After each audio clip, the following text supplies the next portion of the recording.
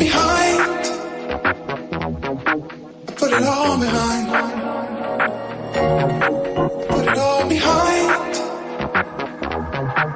Put it all behind. Put it all behind. Put it all behind.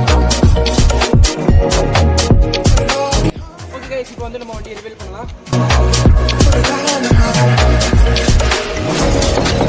நம்ம வண்டியை வந்து reveal பண்ணி வச்சு இது வந்து வண்டி என்ன வண்டின்னு பார்த்தீங்கன்னா அது legendary bike of R15 version 3. இது வந்து 2019 மாடல். இது வந்து உங்களுக்கு வந்து ஃபுல்லாகவே ரோஸ் கோல்டில் வந்து ஃபுல் ரேப் பண்ணியிருக்காங்க.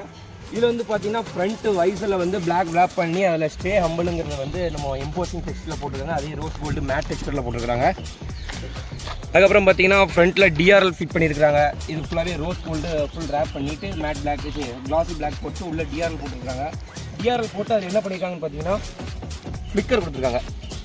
ஃப்ளிக்கரில் கிட்டத்தட்ட அதில் உங்களுக்கு 4 மோடு வரும். 4 மோட் ப்ளஸ்ஸு உங்களுக்கு அது ஃபேட் அவுட்டு ஃபேடின்னு இது மாதிரி 4-5 மாடல் பண்ணுற மாதிரி கொடுத்துருக்காங்க.